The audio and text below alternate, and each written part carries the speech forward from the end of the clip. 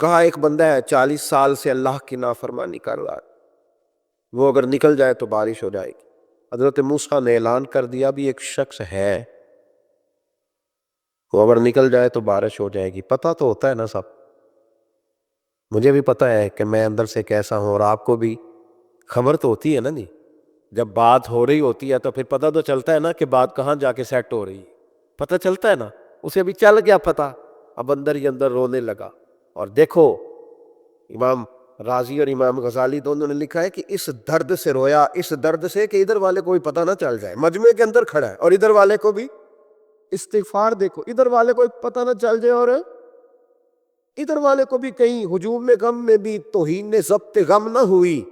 ہم اس احتیاط سے روئے کہ آنکھ نم نہ ہوئی، ہجوم میں غم میں بھی توہین ضبط غم نہ ہوئی۔ ہم اس احتیاط سے روئے کہ آنکھ نم نہ ہوئی، روئے بھی پر کسی کو آنسو نہیں دیکھنے دیے۔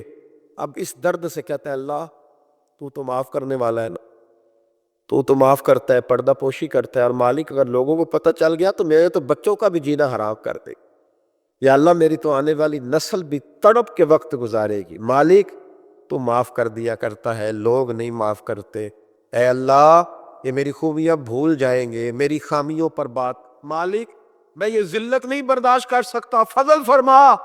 حضرت موسیٰ نے دوبارہ اعلان کیا، نکلتے ہو کہ نہیں نکلتے؟ پھر تڑپا، خدا بندہ مجھے بے آبرو نہ کر، یہ ذلت اور رسوائیاں یہ نہیں برداشت ہوتی، اللہ درگزر۔ حضرت موسیٰ نے تیسرا اعلان کیا، نکلتا ہے یا میں پھر اس کا نام لوں؟ اللہ سے پوچھ کے نام لوں اس کا، بتاؤ کون ہے؟ اب تو تڑپ گیا، کہنے لگا مالک میں تیری بارگاہ میں استغفار کرتا ہوں، آئندہ نہیں کرتا، آئندہ نہیں کرتا۔ یہ لفظ ادا کیے، بندہ کوئی بھی نہیں نکلا، رب کریم نے بارش عطا کر دی، تیز بارش جب برسی نا، تیز بارش، لوگ تو مین دیکھ کے دوڑ گئے۔ تو حضرت موسیٰ کہنے لگا یا اللہ مجھے بھی تو بتا، تو نے کہا تھا کہ جب تک بندہ نہیں نکلتا بارش نہیں ہوگی، تو نکلا کوئی بھی نہیں، بارش ہو گئی، ماجرا کیا ہے؟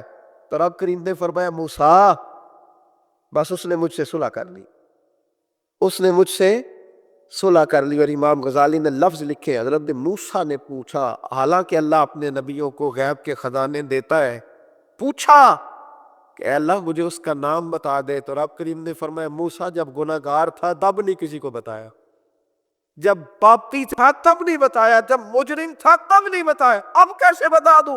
فرمایا اس کی میری صلح ہو گئی ہے، اور فرمایا جو بارش نہیں نہ ہو رہی تھی وہ بھی اس کی وجہ سے نہیں ہو رہی تھی، اب جو ہوئی ہے نا تو یہ بھی اسی کی وجہ سے ہوئی۔ میں مکہ شریف سے مدینہ طیبہ کی حاضری کے لیے جا رہا تھا، تو ایک جگہ رستے میں رک کے نا، حج کے سفر پہ تھے ہم لوگ، تو رک کے کھانا کھایا،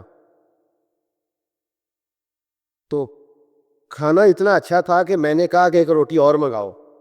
کھانا کھا چکے، بل دینے کے لیے جب کاؤنٹر پہ ایک شخص پہنچا ہم میں سے، اس نے اس کو کہا کہ پیسے رکھ لو، کہنے لگا پیسے ہو گئے تمہارے۔ میں نے کہا کہ پیسے ہو گئے؟ کیا مطلب پیسے ہو گئے؟ ہم تو یہ 4-5 لوگ ہیں ایک گاڑی کے مسافر، تو یہیں بیٹھے ہیں، تو پیسے کون دے گیا؟ تو کہنے لگے صبح ایک شخص آتا ہے اور وہ پیسے دے جاتا ہے، کہتا ہے نہ صدقہ ہے نہ خیرات ہے، یہ ایک تحفہ ہے، بس جو میرے نبی کے شہر جاتا رستے میں مسافر ٹھہرے اسے میری طرف سے کھانا کھلا دینا۔ میرا دل چاہا کہ میں اس کے لیے دعا کروں کہ اس کا جذبہ، محبوب سے محبت، غلامی۔ میں نے کہا نام بتا دے، تو کہنے لگے، وہ شخص کہنے لگا، پاکستانی تھا، کہنے لگا اللہ کی قسم ہمیں بھی نام کا نہیں پتا، اس نے کبھی بتایا ہی نہیں، وہ بتاتا ہی نہیں، کہتا بس جو تمہیں مسافر ملے نا، معبود کے شہر جاتا اور یہاں رک جائے، اسے کھانا کھلانا، میں اپنے محبوب کے مہمانوں کی میزبانی کرنا چاہتا ہوں۔ او خدا کے بندو، نیکی پہ اس کا نام، کسی کو روٹی کھلا کے اسے یاد نہ رکھے۔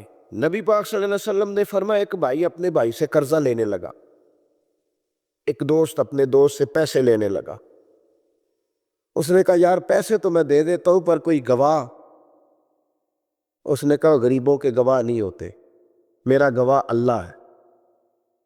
اس نے کہا کسی کی ضمانت دے دو، اس نے کہا میری کون ضمانت دے گا، میری ضمانت بھی میرا اللہ ہی دے گا۔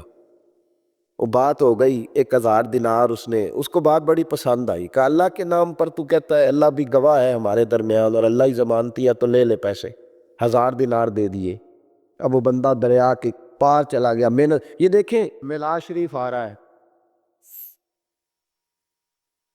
دیکھو میری طرف، میلاد کرنا ہے تو پورے ذوق سے کرنا ہے، اس کو نہ تھوڑا کرے، تھوڑے خرچوں والا کرے، لیکن پیار سے کرے. یعنی اس میں آپ دریاں بھی بچھائیں تو مزہ لے کے بچھائیں. محلے کے بچوں سے نعت سنیں. آپ یہ چھوڑ دیں، یہ جو وی آئی پی کلچر آ گیا میلاد میں، اس کو بھی نکالیں. آپ اپنے بچے سکھیں کہ وہ قصیدہ بردہ شریف پڑھے، ہو گیا میلاد شریف پر، لیکن اس کا ذوق اور اس کا وضو اور اس کا حسن نہیں کسی جگہ بھی کمزور ہونا چاہیے. آپ کے اندر وہ خاص لہر ہو کہ میں اپنے نبی کا ذکر کر. یہ انداز بتایا جاتا ہے کہ شاید واقعہ کربلا رونے دھونے کا نام ہے، حالانکہ بات یہ نہیں ہے. یزید کی لشکر جو امام حسین کے مقابلے میں آیا، امام حسین کے لشکر کی تعداد 72 تھی، تو یزید نے 22,000 آدمی. مجھے بتائیے 72 کا 22,000 سے کوئی مقابلہ ہوتا ہے؟ بولیے. عمر بن سعد نے پھر عبید اللہ ابن زیاد کو لکھا کہ 22,000 بندے تھوڑے ہیں، کچھ بندے زیادہ بھیج. حضرت انس بن مالک کہتے ہیں وہ خاتون آئی کو پکڑ کے نہیں لایا، کسی 14 دنوں کے ریمانڈ پہ نہیں اسے منوایا گیا، اور کریم محبوب علیہ السلام کے سامنے جب وہ کھڑی ہوئی تو اتنی درد سے میں نے کم لوگ روتے دیکھے ہیں جس درد سے وہ روئی. عرض کرنے لگی حضور میں غلطی کر بیٹھی، مجھ سے زنا ہو گیا، مجھے پاک کر دے. تو محبوب کریم علیہ السلام نے فرمایا تو کیسے ثابت کرے گی تو نے گناہ کیے؟ یعنی مجرم کو ثابت کرنا پڑ رہا ہے کہ میں گناہ گار. حضرت انس بن مالک کہتے ہیں وہ عرض کرنے لگی حضور میرے پیٹ میں ناجائز بچہ ہے. حضور نے فرمایا جا جب بچہ پیدا ہو تو پھر آنا. حضرت علی نے نا کوفے میں دعوت کی لوگوں کی، جب آپ امیر المومنین تھے دعوت کی، سب لوگ آئے. ایک نوجوان آیا جس نے شورا سنا تھا پر حضرت علی کو دیکھا نہیں تھا. حضرت علی کو دیکھا نہیں تھا. جوان کہتا جب میں آیا نا میں نے لوگوں سے پوچھا وہ بوڑھے مولا علی کدھر ہے جنہوں نے خیبر کا دروازہ توڑا تھا، بڑی شہرت ہے، کدھر ہے؟ کہتے حضرت علی صاحب نے بیٹھے تھے، مجھے کسی نے کہا وہ بیٹھے ہوا تھا.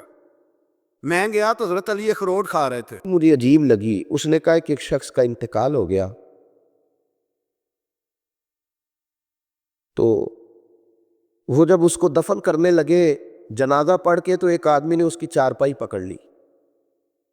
اس نے کہا اس نے میرا 45 لاکھ روپیہ دینا ہے، پہلے پیسے دو گے پھر دفن کرنے دوں گا.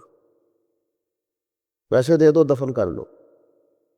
دور سے پکڑی. اب رش ہے، 3 بیٹے بھی تھے تو جائیداد بھی تھی، سارا کچھ تھا. ان 3 بیٹوں سے لوگوں نے کہا کہ تیرے ابے کو وہ دفن نہیں کرنے دے رہا، شور ہے تو